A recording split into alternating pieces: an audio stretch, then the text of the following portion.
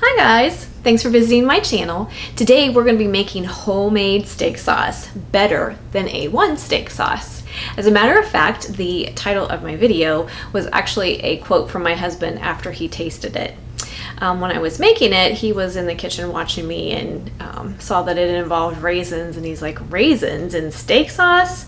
He was not convinced, but after he tasted it, he said, looked at me and he said, don't ever buy A1 again. So we don't buy A1 anymore. I make my own. Chances are you already have everything you need in your pantry to make it, so I'm going to bring you in close and show you how I do it. Okay guys, here we go. It's actually very simple. We need a half a cup of water.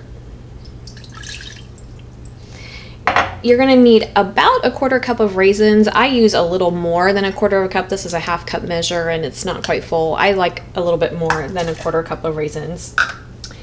And then to that, we are going to add a quarter cup of balsamic vinegar. Well, actually, I'm sorry, half a cup of balsamic vinegar.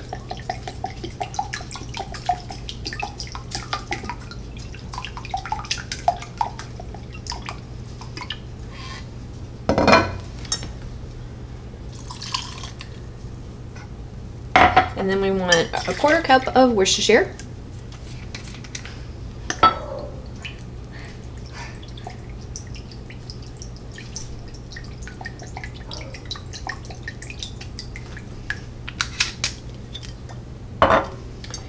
We need a quarter cup of ketchup, whatever kind you like. I love Heinz, it's my favorite.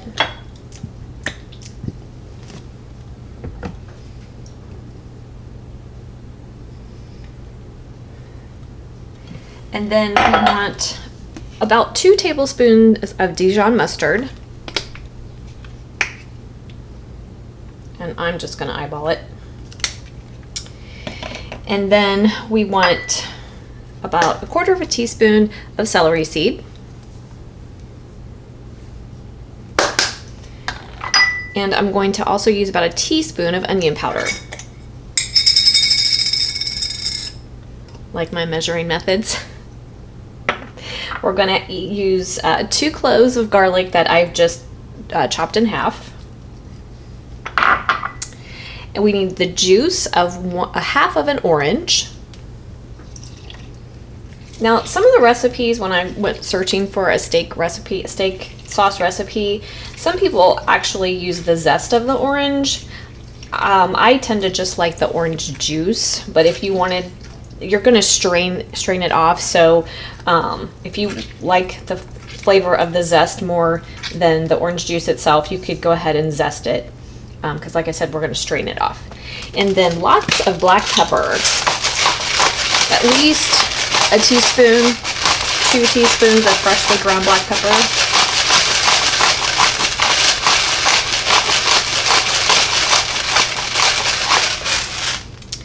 And then if you want a little bit of heat, you can use sriracha. That's what I like to use, and I use just a little bit. You could also use cayenne pepper or anything that has heat to it. So I'll leave that to your discretion. And if you don't like heat in your steak sauce at all, don't add any. So what we're going to do is just going to mix this together. Gently give it a little whisk. And then I'm going to put it on my stove on low. And we want a very low simmer.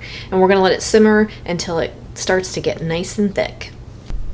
Okay guys, this is what we're looking for, just a nice gentle simmer, and we're going to simmer it for about 15 to 30 minutes. You want it to start to thicken. It just is going to depend on how thick you like your steak sauce. My husband likes his on the thicker side, so I tend to simmer mine for 30 minutes or so. So that's what we're going to do, and when I bring you back, I'll show you how to strain it and how I bottle it up.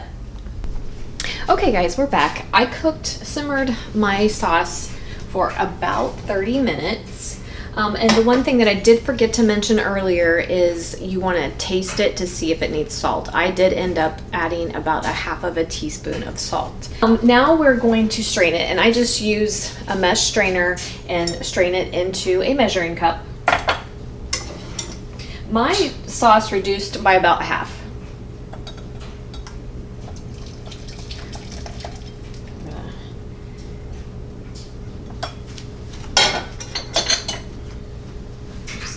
all of the liquid. Stir it so that the liquid can make its way to the bottom and through the strainer.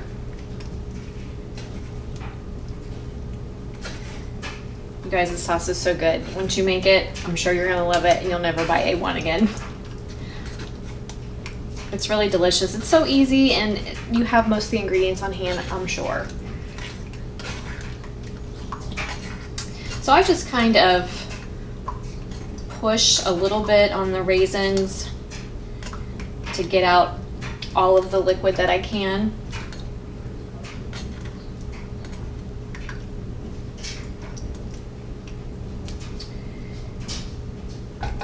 And then I'm just gonna let it sit in the measuring cup and let it cool completely. And then I'm going to decant it into my handy dandy little jar here. Okay guys, my steak sauce has cooled. It's not completely cool, but it's cool enough that we can bottle it up. I get these nice little bottles at my Meijer, but you can get them on Amazon.